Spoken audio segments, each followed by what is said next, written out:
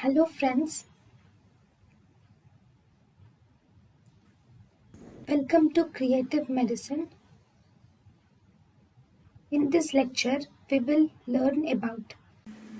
Hello friends, let us now learn some important points about slipped capital femoral epiphysis. This is slipped capital femoral epiphysis. Actually, this is named as slipped capital femoral epiphysis, but actually it is not the slip. There is no slippage at all. Here the thing is the patient. It is mostly the child will come to you like this. The child will be around 10 to 15 years old. Adolescent child will be there who is obese with some who is obese and tall obese and the patient will be overweight obese. He will be, or sometimes he might be thin also. He might be either overweight and obese, and sometimes he might be thin, but whatever, he will have antalgic limp will be there in one leg, and the limp is most of the times it is painless. Sometimes it can be painful also, but mostly it is most of the times it is painless limp, and the child leg will be in external rotation position.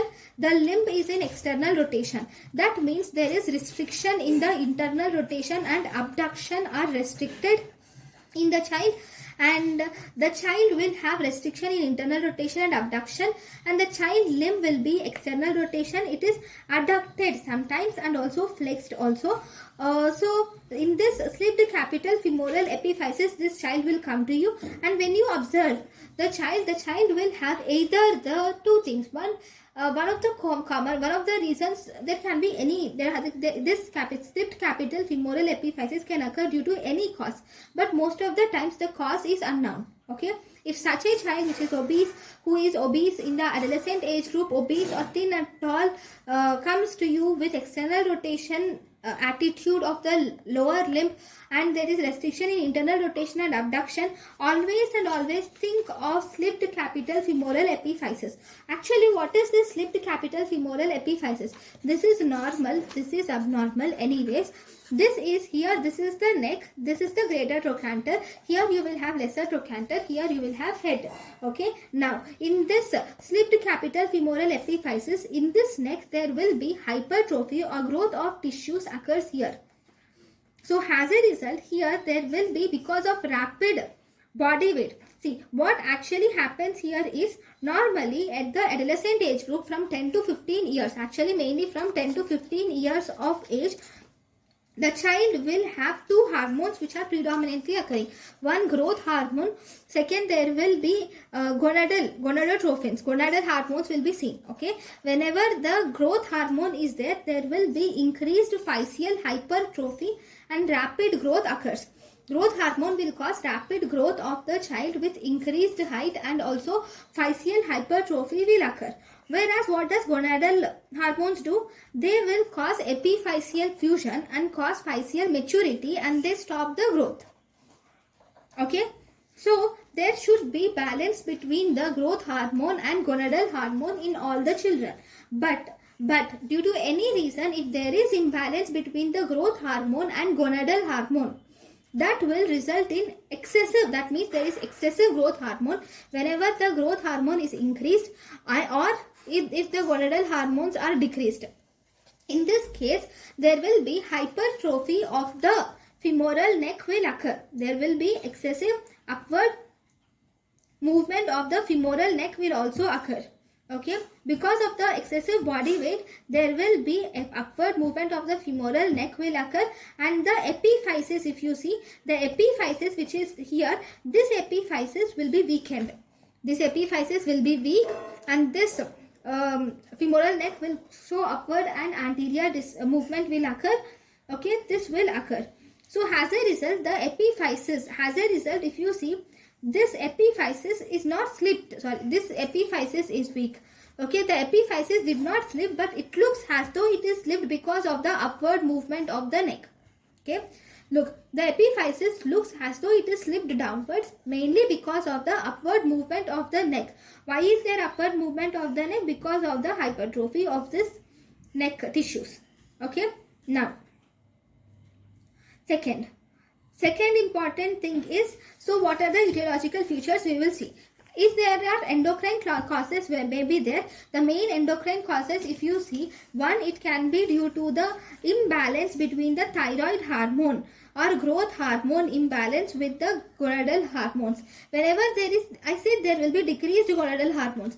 Decreased gonadal hormones can be seen in Turner syndrome and Klinefelter syndrome. So Turner syndrome and Klinefelter syndrome will predispose to slipped capital femoral epiphysis. You will also see it in chronic renal failure, or if the patient has pituitary hypoparathyroidism.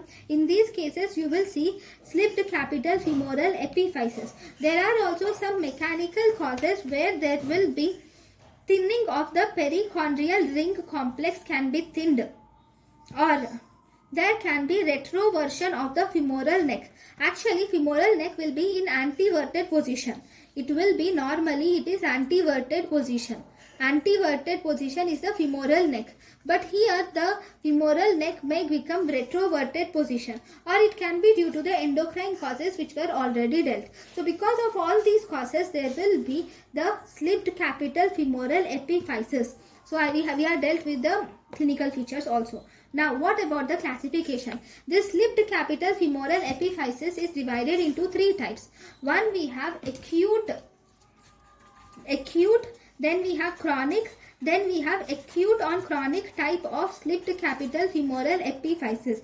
In acute type, it occurs in less than 3 weeks of age. In chronic type, it is actually most frequent type. Okay, this acute type occurs mostly following fracture. It occurs mainly after the fracture. You will see acute slipped capital femoral epiphysis. In chronic, it is actually most frequent, and it is actually presenting as vague groin pain. Here the patient present with vague groin pain. Then we have acute on chronic slipped capital femoral epiphysis. In this acute on chronic, first there will be some prodromal symptoms will be there for more than 3 weeks. The prodromal symptoms will be there for more than 3 weeks, followed by sudden increase or exacerbation of pain will be seen. That is, chronic phase will be there for more than 3 weeks, and after that suddenly there will be increase in pain, which is called as acute on chronic symptom. Okay, so here the patient will have pain, can have pain. Okay, next if you see the investigations, you will do an x-ray. On doing an x-ray, you will have to draw one line which is important, and that line is necessary for diagnosis. That means you will first draw a tangential line which will mainly a tangential line is drawn through the superior femoral neck. This is femoral neck. Through the superior femoral neck, if you draw a tangential line like this, this will intersect the femoral epiphysis. So this is the femoral head, right? So it is actually intersecting this femoral epiphysis. So if a tangential line is drawn through the femoral neck, this will intersect the femoral epiphysis. So this line is called as Stritovan's line. Normally it will intersect, but what happens in slipped capital femoral epiphysis, if you draw a tangential line from passing through the femoral neck, this will not intersect the femoral epiphysis. It is not intersecting. So that is one important feature which you see in slipped capital femoral epiphysis. Number 2, if you do this is seen on x-ray.